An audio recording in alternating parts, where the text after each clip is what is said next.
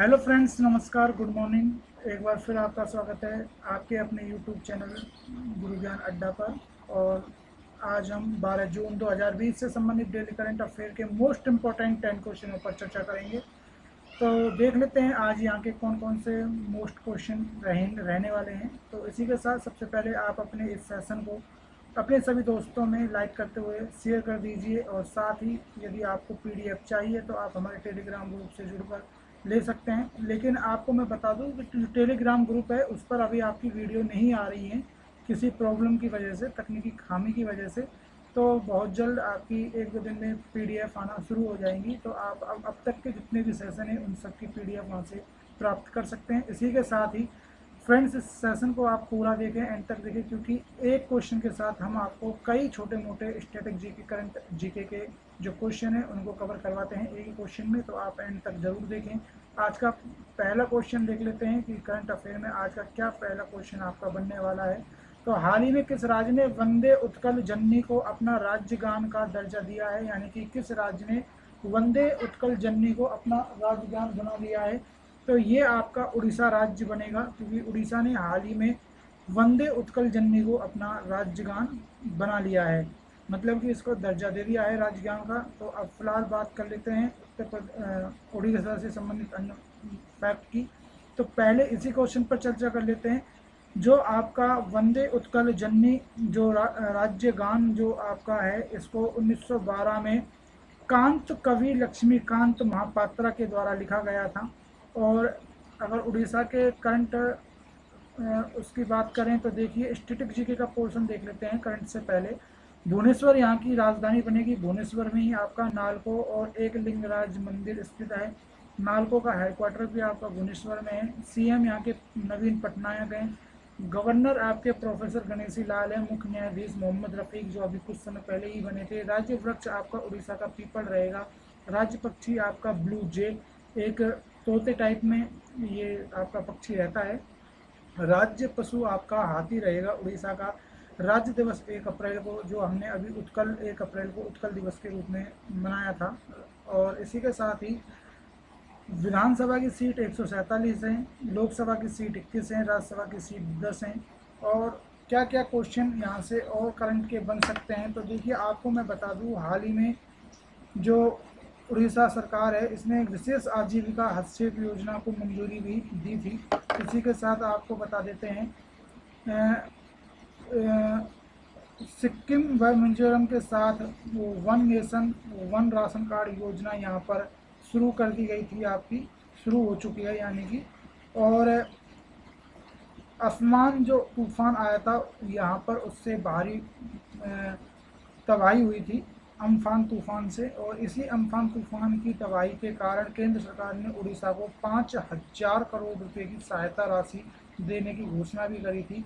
नवीन पटनायक को यहाँ PETA India का हीरो टू एनिमल अवार्ड दिया गया था, जो कि वर्तमान में यहाँ के मुख्यमंत्री हैं। इसी के साथ ही आपको बता देते हैं, कोणार्क जो आपका शहर है और जो कोणार्क का सूर्य मंदिर है, जिसको हम ब्लैक पैगोडा के नाम से जानते हैं, उसके सौरकरण करने की योजना भी केंद्र सरकार ने यहाँ बनाई है। और ये चर्चा में भी रहा था, इसको लेकर कुछ समय पहले आपको मैंने बताया भी था। ब्लैक पैगोडा आपके सूर्य मंदिर को कहा जाता है। इसी के साथ ही आपका कोविड-19 से मरने वाले जो पत्रकार हैं उनको 15 लाख रुपए की वित्तीय सहायता देने की घोषणा करी थी राज्य सरकार ने। इसके अलावा आपको बता देते हैं, सबसे ज़्यादा मंदिर महोत्सव आपके अगर कहीं बनाए जाते हैं तो भारत में उड़ीसा में बनाए जाते हैं, जैसे कि पुरी का जगन्नाथ यात्रा, कोणार्क उत्सव, पुरी बीच उत्सव, कलिंग महोत्सव, ये इसमें प्रमुख आते हैं। चिल्का झील समुद्र तटीय खारे पानी की सबसे बड़ी झील है, जो कि आपकी उड़ीसा में स्थित है। इसी तरह की एक साबर झील भी है, जो खारे पानी की सबसे बड़ी झील है। लेकिन फ्रेंड्स, आपको याद रखना होगा कि ये जो झील है ये आपकी भूस्थलीय अंतर प्रवाहित खारे पानी की झील है। प्रसिद्ध हीराकुंड बांध भी आपका उड़ीसा में है, जो कि महानदी पर बना हुआ है। बाराबट्टी स्टेशन कड़क उड़ीसा में बाराबट्टी स्टेडियम आपका कटक उड़ीसा में, ये एक अंतर्राष्ट्रीय क्रिकेट और फुटबॉल स्टेडियम है। कलिंगा स्टेडियम भी आपका भुवनेश्वर में है। साल्ट लेक स्टेट आपका कलकत्ता में है, याद रखना, क्योंकि कभी आप साल्ट लेक के नाम से चिल्का जो झील है उसके नाम से इसको कंफ्यूज कर जाएं, इसलिए बता रहा हूँ। उड़ीसा स्थित व्हीलर द्वीप का नाम बदलकर अभी डॉक्टर एपीजे अब्दुल कलाम द्वीप रखा गया है। केंद्रीय चावल शोध संस्था आपकी कटक में है। केंद्रीय कंद फल अनुसंधान आपका भुवनेश्वर में है। फर्स्ट खेलो इंडिया यूनिवर्सिटी गेम्स आपके उड़ीसा में हुए थे और फर्स्ट नंबर पर इस पर पंजाब यूनिवर्सिटी आई थी। भुवनेश्वर हवाई अड्डा है, इसका नाम बीजू पटनायक हवाई अड्डा है, क्योंकि जो बीजू पटनायक थे ये एक पायलट भी थे और ये पूर्व सीएम भी आपके रहे हैं। तो ये सब आपको मैंने डिटेल बताई है इस क्वेश्चन से जोड़कर, और ये पूरी डिटेल आपके आगामी एग्ज़ाम की दृष्टि से इम्पोर्टेंट रहेगी। तो आप अगर इनको लिखते हो तो एक साथ लिख लेना। इसी के साथ ही दूसरे क्वेश्चन की चर्चा कर लेते हैं। हाल ही में सौर ऊर्जा संचालित नौका का नाम क्या है? तो ये आदित्य है। और आपको इस सौर ऊर्जा के बारे में बता दूं, नौका के बारे में, तो यह नौका केरल स्थित जो जलमार्ग है वैक्यूम व थामन वैक्यू जो जलीय मार्ग है उस पर आइकॉन बन गई है। तो आप इसका नाम ध्यान रखेंगे क्योंकि ये चर्चा में रहेगी। बाकी केरल का था आपको मैंने बता ही रखा है।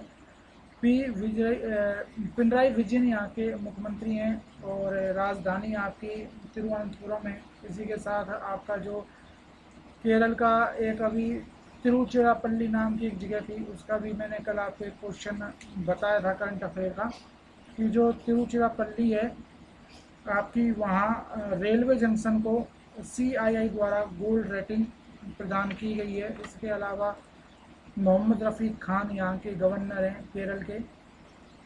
इसी के साथ अगले क्वेश्चन की चर्चा कर लेते हैं। तो हाल ही में किस राज्य सरकार ने राज्य कौशल पोर्टल शुरू किया है? तो फ्रेंड्स, राजस्थान ने आपका ये पोर्टल शुरू किया है और हाल ही में राजस्थान सरकार ने राज्य कौशल पोर्टल व इसके साथ ऑनलाइन श्रमिक एम्प्लॉयमेंट एक्सचेंज को भी लॉन्च किया है। ये दो योजनाएं आप याद रखेंगे, एक तो आपकी राज्य कौशल पोर्टल और ऑनलाइन श्रमिक एम्प्लॉयमेंट एक्सचेंज, ये दोनों को अभी हाल ही में राजस्थान ने लागू किया है। इसी के साथ ही आपको बता देते हैं कि श्रमिकों को आसानी से रोजगार मिल सके और साथ में जो उद्योग आपके यहाँ स्थापित हो रहे हैं राजस्थान में, उन उद्योगों को कुशल श्रमिक मिल सके। तो दोनों की एक दूसरे के पूरक होने की संभावना की वजह से इसको लॉन्च किया गया है। जी के स्टेटिक की बात कर लें तो जयपुर आपकी राजधानी बनती है, जिसको हम पिंक सिटी के नाम से जानते हैं। CM अशोक गहलोत हैं, जबकि डिप्टी CM आपके सचिन पायलट हैं, गवर्नर कलराज मिश्र हैं और मुख्य न्यायाधीश इंद्रजीत मोहंती हैं। जयपुर परकोटे शहर को अभी यूनेस्को की वर्ल्ड हेरिटेज साइट में शामिल किया गया था फरवरी के महीने में, फरवरी 2020 में। राष्ट्रीय पशु ऊँट और चिंकारा है। राष्ट्रीय पक्षी गोडावन है। राज्य वृक्ष आपका खीजड़ी है।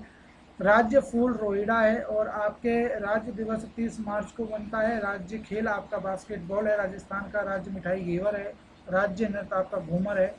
और आपको पता ही है कि जो हमारे 17वीं लोकसभा के अध्यक्ष हैं, 17वीं लोकसभा के अध्यक्ष ओम बिरला नाम है उनका, और 17वीं लोकसभा के अध्यक्ष के साथ साथ इन्होंने अभी हाल ही में कोटा में सुपोषित माँ अभियान को लॉन्च किया था और इसी लॉन्चिंग के साथ ये पूरे भारत में मतलब शुरू हो चुका है। और ये जो आपके ओम बिरला हैं कोटा 12 लोकसभा सीट से सांसद हैं। इसी के साथ आपको मैं बता दूं, अभी कुछ समय पहले राजस्थान में स्वास्थ्य मित्रों की नियुक्ति की बात की गई थी राजस्थान सरकार के द्वारा। इसके साथ ही रीमा ओझा का नाम ध्यान रखना है। महाराणा प्रताप द इनविजुअल वॉरियर्स नामक पुस्तक लिखी है। और smiley learning app, RajCop mobile application, आयु एवं साथी एप्लीकेशन, ये सब आपकी राजस्थान में लॉन्च हुई है। सुमन राव का नाम ध्यान रखना है, मिस इंडिया 2020 का खिताब जीता था। मनीषा कुलश्रेष्ठ का नाम ध्यान रखना है, बिहारी पुरस्कार जीतने वाली पहली राजस्थानी महिला बनी है। पायल जांगिड़ का नाम ध्यान रखना है, ये राजस्थान के अलवर के थानागाजी तहसील की रहने वाली हैं और चेंज मेकर अवार्ड आपकी पाने वाली पहली भारतीय महिला बन गई हैं। मतलब पहली भारतीय भी बनी है और पहली भारतीय महिला भी बन चुकी हैं। और जो ये चेंज मेकर अवार्ड है ये आपका bill and Melinda Gates foundation के द्वारा दिया जाता है। और पायल जांगिड़ के साथ ये अवार्ड ग्लोबल गोलकीपर अवार्ड आपका मोदी जी को भी दिया गया था। जैव ईंधन नीति लागू करने वाला भारत का पहला राज्य आपका राजस्थान बना था। फ्रेंड्स इसी के साथ अगले क्वेश्चन की चर्चा कर लेते हैं। फ्रेंड्स अगले क्वेश्चन की चर्चा करने से पहले आपको एक छोटी सी न्यूज़ देना चाहेंगे। यदि आपको हमारी ये वीडियो आपके लिए हेल्पफुल लगती है तो प्लीज़ आप भी हमारी हेल्प कीजिए। इस चैनल को ज़्यादा से ज़्यादा सब्सक्राइब करके, इसको लाइक और अपने दोस्तों में शेयर करके, और इसको अंत तक देखें, और इसकी रेटिंग को बढ़ाने में आप हमारी ज़रूर मदद करें, क्योंकि आप अगर जब तक हमारी मदद नहीं करेंगे तो इसकी रेटिंग थोड़ी नहीं बढ़ेगी। आपके लिए धन्यवाद भी देना चाहूँगा, जिस तरह से आप हमारी वीडियोज़ को लाइक करते हैं, कमेंट्स करते हैं और शेयर करते हैं दोस्तों में, और आप बदस्तूर हमें रात दिन प्यार दे रहे हैं इस चैनल को, तो उसके लिए आप सभी को धन्यवाद। क्वेश्चन की चर्चा कर लेते हैं। हाल ही में जारी state bank India's birds report के अनुसार किस राज्य की 15 पक्षी प्रजातियों को चिंता की प्रमुख प्रजातियों के रूप में चिन्हित किया गया है? मतलब कहने का यह है कि एक राज्य है जिसकी 15 पक्षी प्रजातियां ऐसी हैं जो कि विलुप्त होने के कगार पर हैं, और उसी वजह से उनको विलुप्तता की श्रेणी में रखा गया है, तो ये केरल है। और आपको मैं बता दूं, जो केरल है उसकी 15 जो प्रजातियां हैं पक्षियों की, उसको विलुप्तता की श्रेणी में रखा गया है। इसके साथ ही अगले क्वेश्चन की चर्चा कर लेते हैं। हाल ही में फसाई के जारी फूड सेफ्टी इंडेक्स 2019-20 में सबसे बड़े राज्यों में कौन शीर्ष पर है? तो देखिए, अभी आपकी फसाई है उसने एक डाटा जारी किया है जिसमें कुछ 3 प्रकार की कैटेगरी के राज्यों को रखा गया है। तो आपको मैं बता देता हूं, जो फसाई है यानी कि food safety and standard authority of India, इसका हेडक्वार्टर नई दिल्ली में है और इसके चेयरपर्सन है रीता टेवाटिया। इसी के साथ सीईओ इसके अरुण सिंघल कुछ समय पहले ही बने थे। तो देखिए, 7 जून को हाल ही में हमने वर्ल्ड फूड सेफ्टी डे बनाया था, और इसी दिन फसाई के द्वारा यह इंडेक्स जारी किया गया था। इसमें बड़े राज्यों की श्रेणी में तो गुजरात है, लेकिन आपको और 2 फैक्ट मैं बता रहा हूँ, आपको याद रखना है। छोटे राज्यों की श्रेणी में गोवा और केंद्र शासित प्रदेशों की श्रेणी में चंडीगढ़ प्रथम आए हैं। देखिए, जो आपका फसाई है इसने ईट राइट ड्यूरिंग कोविड-19 नामक एक इलेक्ट्रॉनिक हैंडबुक भी जारी की है, तो ये भी आपको ध्यान रखना है। 2019 में इसको वर्ल्ड जो फूड सेफ्टी डे है, ये आपका इम्पोर्टेंट है क्योंकि इसका दूसरा संस्करण था। 2019 में इसको बनाना शुरू किया गया है, और 2020 में इसका दूसरा संस्करण था, और 2020 की थीम थी फूड सेफ्टी इज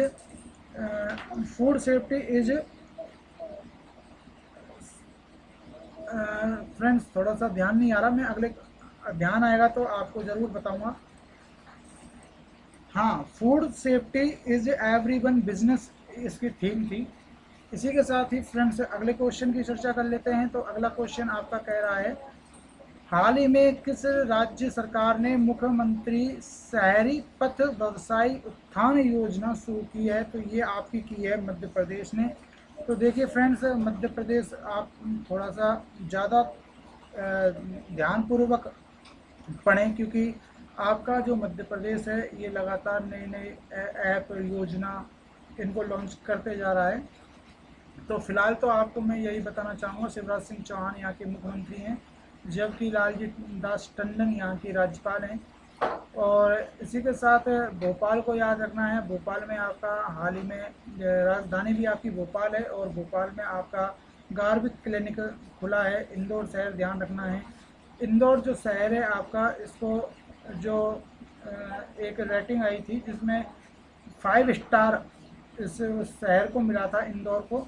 और इसी के साथ ही इंदौर आपका ड्रोन से सैनिटाइज होने वाला पहला शहर है देश का। दूसरा आपका चंडीगढ़ है। सबसे ज़्यादा आपके मध्य प्रदेश में ही राष्ट्रीय नेशनल अभ्यारण्य यानी कि राष्ट्रीय पार्क हैं, जिनकी संख्या 9 है। इसी के साथ अगले क्वेश्चन की चर्चा कर लेते हैं।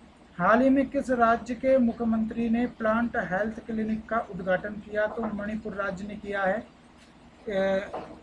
आपको मैं बता देता हूं, हाल ही में मणिपुर के मुख्यमंत्री, जिनका नाम एन वीरेंद्र सिंह है, इन्होंने इम्फाल के बागवानी और मृदा संरक्षण निदेशालय में प्लांट हेल्थ क्लिनिक का उद्घाटन किया है। तो ये क्या है प्लांट हेल्थ क्लिनिक? देखिए, जो प्लांट यानी कि पेड़ पौधे, और उनकी हेल्थ से संबंधित जो मिट्टी में बीमारी होती है उसका ट्रीटमेंट करने के लिए इसको लागू किया गया है कि मिट्टी में कोई बीमारी तो नहीं है, या जिस मिट्टी में हम पेड़ पौधे लगाते हैं उसको कौन कौन से पोषक आवश्यक तत्वों की ज़रूरत होती है, तो उस लिहाज से इसको शुरू किया गया है। उद्देश्य इसका क्या है, तो कृषि व बागवानी के माध्यम से राज्य की आर्थिक स्थिति को बढ़ावा देना है। और इसके अलावा मोबाइल मृदा परीक्षण वैन भी यहाँ लॉन्च की है मुख्यमंत्री एन वीरेंद्र सिंह ने, तो ये दोनों चीज़ आपको ध्यान रखनी है। इसके अलावा इम्फाल यहाँ की राजधानी है। मुख्यमंत्री एन वीरेंद्र सिंह है, गवर्नर नजमा हेपतुल्ला हैं और मुख्य न्यायाधीश रामलिंगम सुधाकर हैं। इसी के साथ अगले क्वेश्चन की चर्चा कर लेते हैं।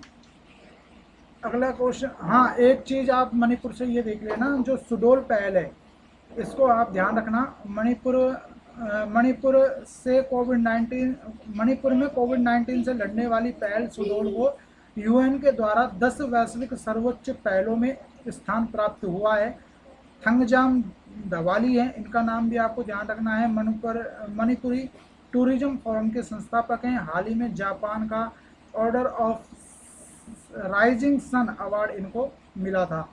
इसी के साथ हाल ही में किसने मरीजों को दुर्गम स्थानों से बाहर निकालने के लिए अर्पित कोड विकसित किया है, तो ये भारतीय वायुसेना ने किया है।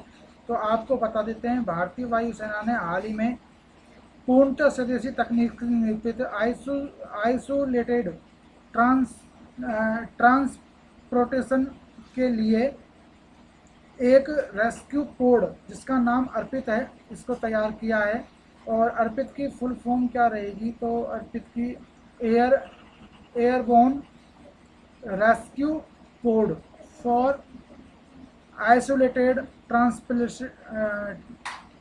ट्रांसपोर्टेशन इसकी फुल फॉर्म रहेगी। आप इसको लिख लें अगर आप नोटबुक वगैरह में लिखते हैं तो।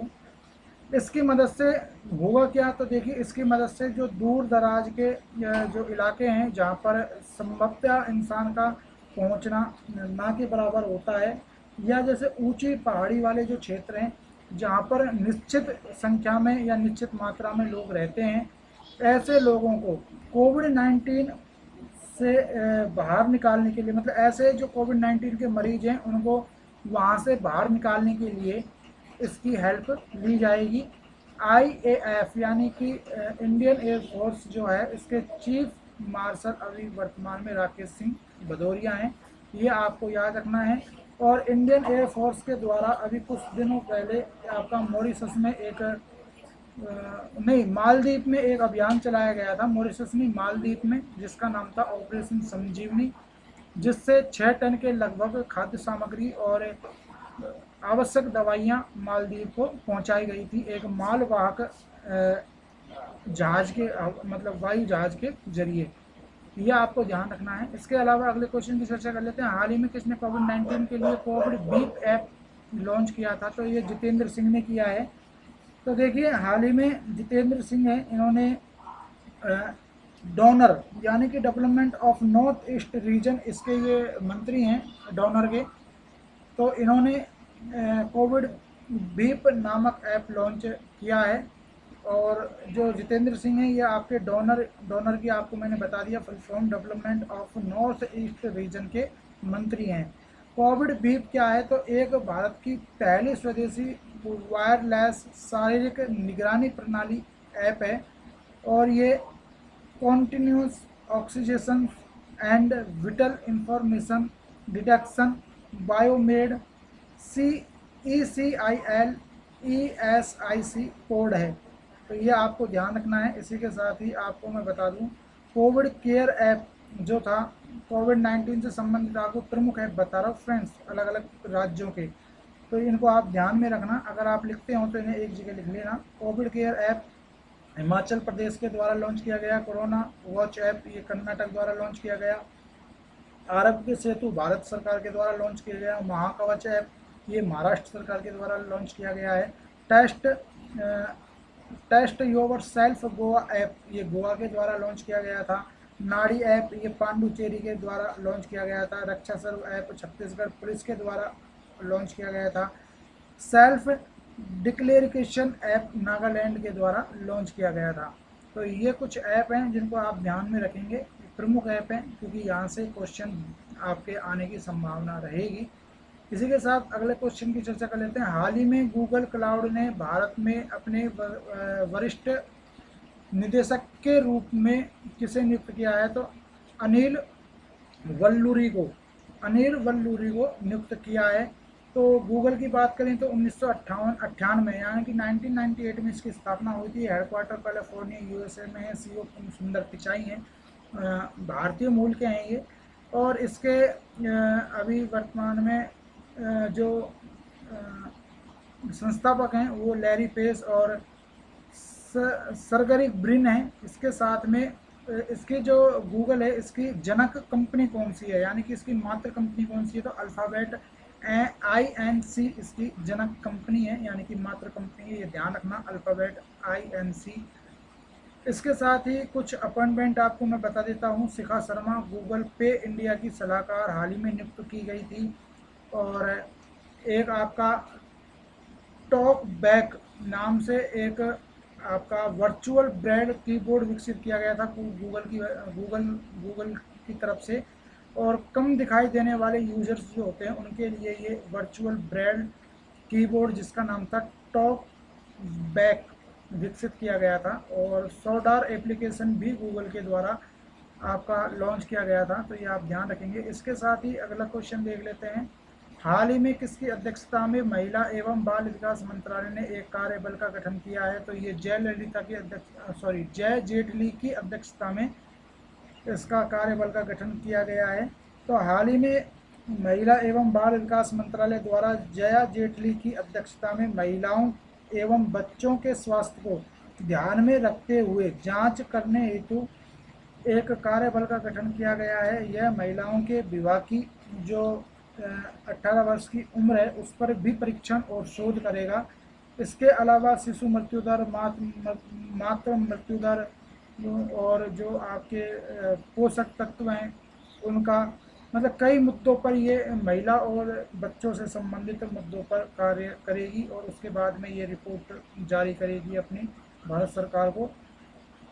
ऐसा माना जा रहा है कि जो ये जय जेटली जो अध्यक्षता में ये कार्यबल किया गया है, ये आपकी जो महिलाओं की 18 वर्ष की जो उम्र है शादी की उस पर भी कार्य करेगी, उस पर भी ये मतलब जांच पड़ताल करेगी कि क्या वास्तव में 18 वर्ष की लड़कियों की जो शादी की उम्र तय की गई है वो सही है या नहीं। उसके बाद में ये अपनी एक रिपोर्ट जारी करेगी। ऐसा अनुमान लगाया जा रहा है कि अब इसमें जो 18 वर्ष की उम्र है वो बढ़ सकती है लड़कियों की, वो 20 या 22 वर्ष हो सकती है। इसी के साथ आपको बता दें कि हाल ही में जो केंद्रीय महिला एवं बाल विकास मंत्री हैं वो कौन है? तो वो स्मृति ईरानी हैं।